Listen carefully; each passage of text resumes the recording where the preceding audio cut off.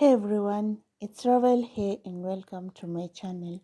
So today we're kicking off a brand new series on creative ways to save money and boost your income. As we all know, we are living on harsh economic times and trust me, you won't want to miss this. So grab a snack, let's dive in and make the most of our time together. Tip 1 is the 30-day rule. Our first tip is all about the 30-day rule. Have you ever bought something on a whim and regretted it later? Well, I'm so guilty about this one. And here's a fun way to curb that impulse spending. Whenever you feel the urge to buy something non-essential, wait 30 days. If you still want it after that period, go ahead and buy it. But more often than not, you realize you didn't even need it in the first place. Tip 2 is selling unused items. So basically this tip is all about decluttering. Go through your home and find items you no longer use or need. It could be anything from clothes to gadgets. List them on platforms like eBay or Facebook Marketplace. Not only will you clear up space, but you'll also make some extra cash and lovely people. That's a win-win. Tip 3 is making DIY gifts. Here's a fun one, guys.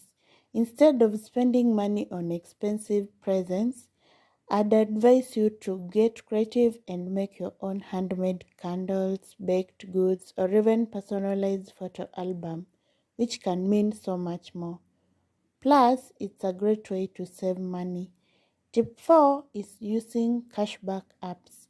Ever heard of cashback apps? Well, apps like Honey and Ibotta offer you cashback on purchases you are going to make anyway.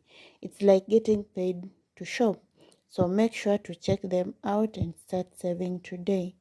Tip 5 is renting out spare space. Well, if you have a spare room, garage, or even parking space, consider renting it out to make some extra cash.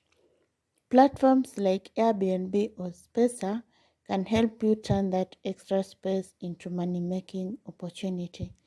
Tip 6 is meal planning. Now, here's another interesting one. By planning your meals for the week, you can avoid unnecessary grocery trips and reduce food waste. It's a great way to save money and eat healthier, plus it makes life so much easier. Tip 7 is making DIY home repairs. If you got a leaky faucet or creaky door, before calling a professional, try DIY. There are tons of tutorials online that can get you through basic home repairs. Not only will you save money, but you'll also learn a new skill. Tip 8, use public transportation. If you live in an area with good public transportation, consider using it instead of driving everywhere. You'll save on gas, parking, wear and tear on your car. Plus, it's better for the environment. Tip 9 is start a side hustle. And finally, start a side hustle. Whether it's freelancing, pet sitting, or selling handmade crafts, a side hustle can be a great way to boost your income. Find something you're passionate about and turn it into money-making venture.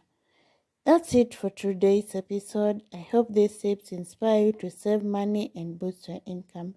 If you enjoyed this video, don't forget to give it a thumbs up and subscribe to my channel for more insights. Share your own money saving tips in the comments below. Cheers to smart spending and smart earning. Bye bye.